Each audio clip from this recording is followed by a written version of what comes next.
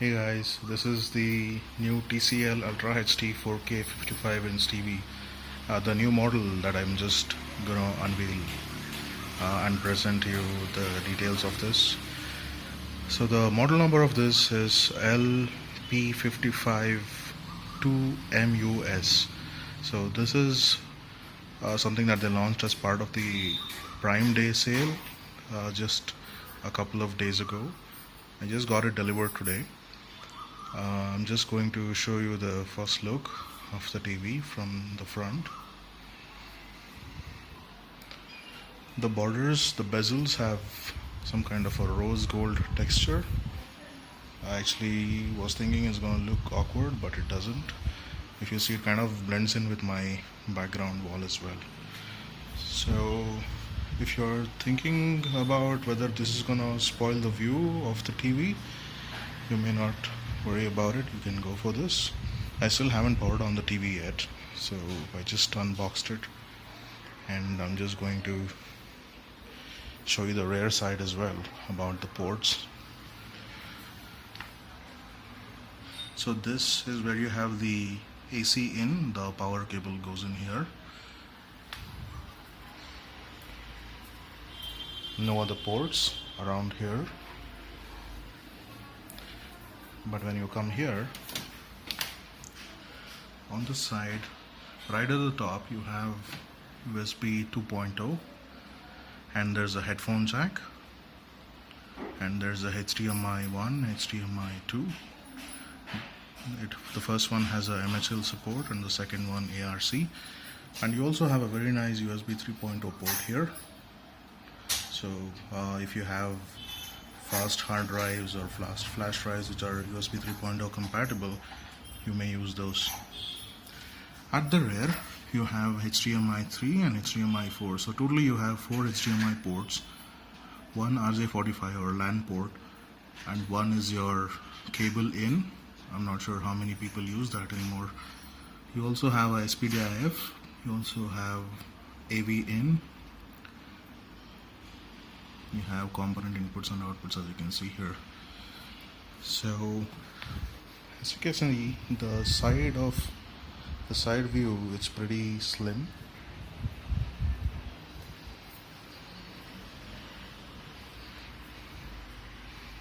It's really thin on its thinner side. However, it's not one of the slimmest TVs that you can see. Around the motherboard section, you can see a little bit of bulge.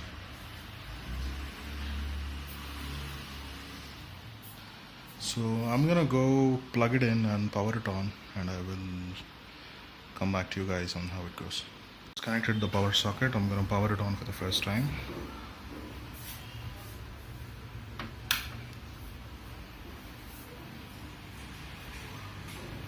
Okay, you can see the TCL logo, the first boot.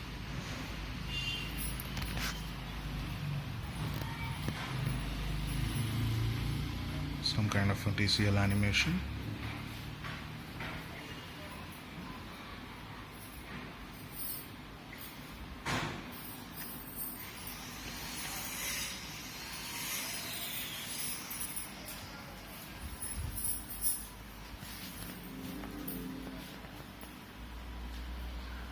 Okay, it's come to language selection page. I haven't put the remote batteries yet, so I'm gonna put that and come back. So guys, here are the two TV remotes. One is the conventional remote, and the other one is a voice control remote. So the remotes in itself are very nice to hold on to. This is actually made out of aluminum body, and they actually use AAA size batteries. So this one, you need to unscrew this to insert the batteries. You just flip it over once to the left till here, and the bottom black portion comes out. Then you put in the batteries for this. This is pretty much like a conventional remote. However, this has a very premium feeling to this. So the way you hold it in your hand, you definitely will never know that this is a budget TV. So Yeah, coming back to the screen, we had left off at the language selection screen, and some wallpapers have kicked in. So I'm gonna see. Yep, we're right back into the page. So I'm gonna select English as a selection. It asks, do you have an Android phone or a tablet? You can choose yes for that.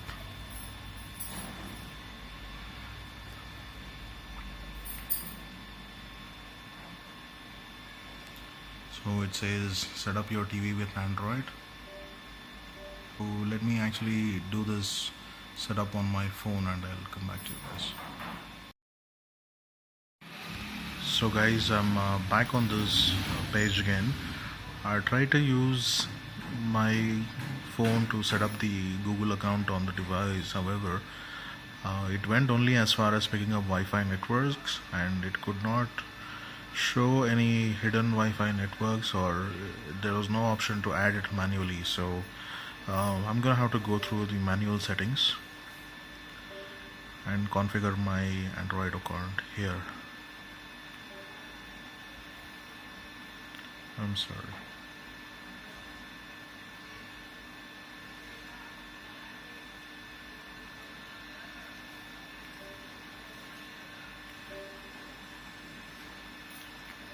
I'll use the standard setup here.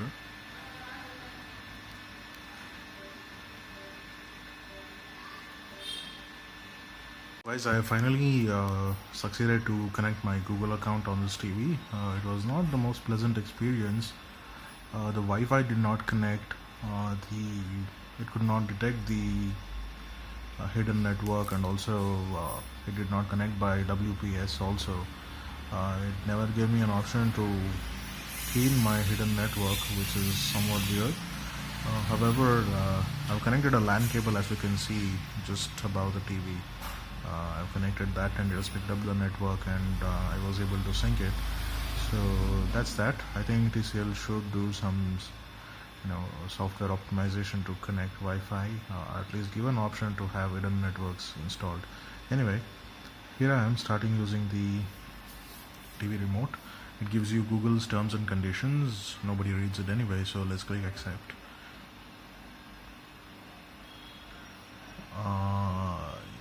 Yes, okay. Help improve Android TV, okay. So this has some terms and conditions for TCL, which is pretty okay. It is asking me for region selection. Since I'm based in India, I'm going to select India.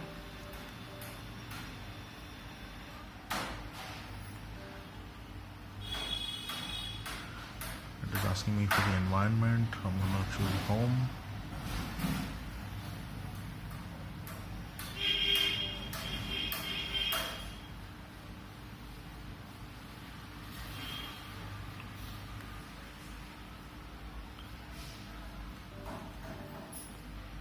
Yeah, it is asking you to rename the TV.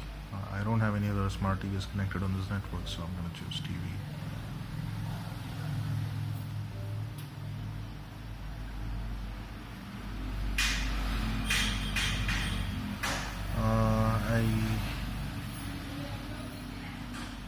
I think I should have my set-top box plugged in. I do not have a high definition set-top box since I was using this standard definition TV. So I'm going to connect the same, so that will also give you an idea on how it can upscale the standard definition content to the 4K display that it is. So let me just plug that in. So I have connected the cable for the set-top box. I used a composite connection, not an HDMI.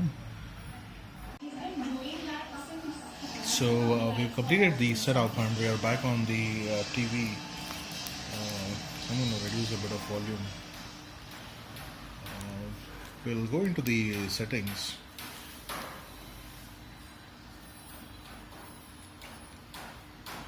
And explore what options we have.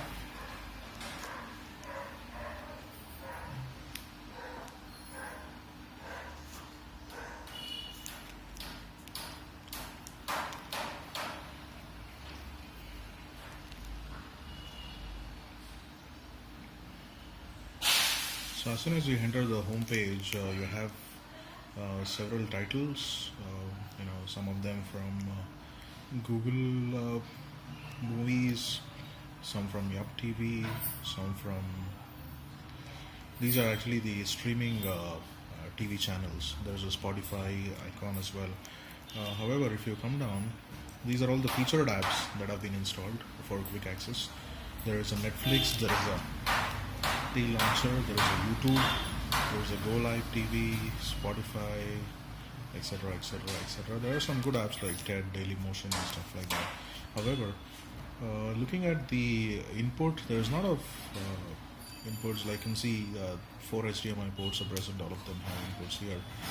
For some reason, if you select composite, the TV display turns grayscale. Not sure why that is, but we are currently set on AV because I'm using a composite cable. Coming down, we have Google Play Store link, Play Games, etc., etc., that you can see on the same. But we'll quickly get into settings to see what we can configure. By the way, I'm still not able to set up a Wi-Fi connection. My SSID is too long to type, and I don't think the remote is too friendly enough to type that. However, it is not connecting even with the WPS connection, WPS type of connection. So I'm currently connected on LAN right now. So okay, in terms of, I'm sorry. Let's quickly go into settings and see what options we have. We have network settings, we have TV settings, we have inputs. Inputs is pretty much your HDMIs and stuff like that we saw earlier. There is Google Cast. You can cast your mobile phone directly to the TV. There is power settings. There is instant power on, which has been set to off. I'm yet to explore this feature. I'll probably leave in comments about what the feature is later. There are app settings where you can install or uninstall apps and play around with the installed apps. Daydream feature where you can have a slideshow of the pictures that you want to play on the TV whenever it is not being used. There is a storage and reset where you can reset the factory settings. We'll quickly check if there is any system update.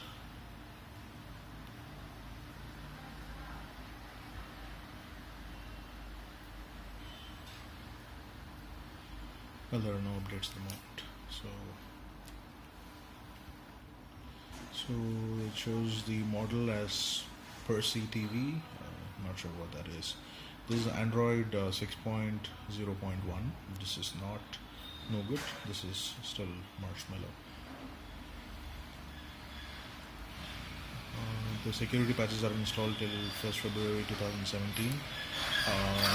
This is July, and for a brand new TV, I think we should have more security updates.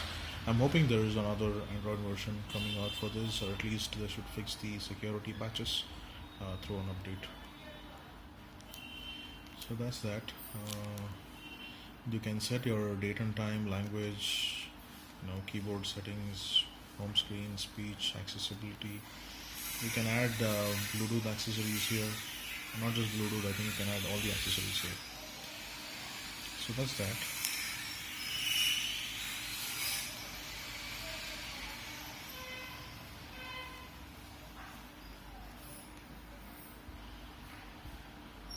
So as you can see, Wi-Fi is not connected because of the issues that I mentioned, and Ethernet is connected. Network standby is off. We can let that be. So we'll quickly get into YouTube and try to play some content.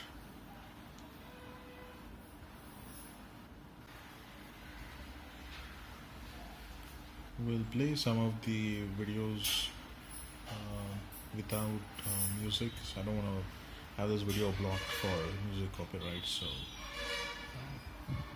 So guys, I've decided not to play any music videos, but I'm playing some royalty-free 4K content without music. I hope this shows the actual picture quality of the TV. Nothing has been optimized on the TV. It is all set on the factory level, how it was shipped out. So you can see the vibrancy and clarity of this is actually playing over YouTube. Let me actually get a closer look at the TV for you.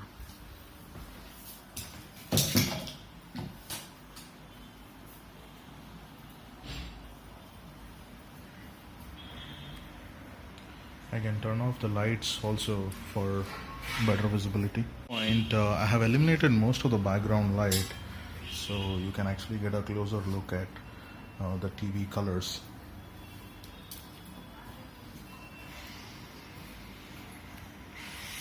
I'm not sure how much justice would this camera do to the TV, but the colors are looking pretty vibrant.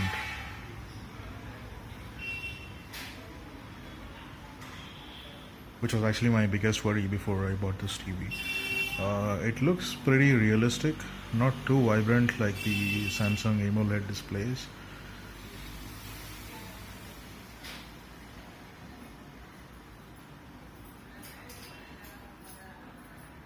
There's no sign of pixelation.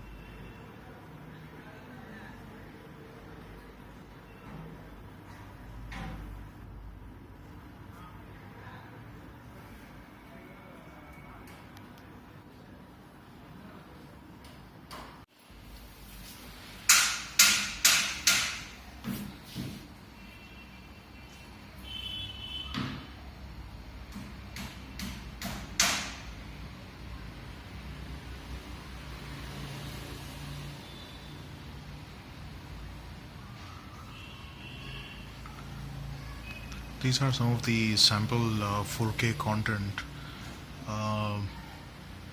Guys, so far I've been pretty impressed with the way the TV display has turned out. The only roadblock has been in terms of setting up Wi-Fi and probably doing channel scan. This has been my first real technical review video. I just wanted to, more than a video, I just wanted to put it out there for you guys to see what stuff you've been buying. Because when I decided to go for this, there was absolutely no video or review whatsoever for this particular model.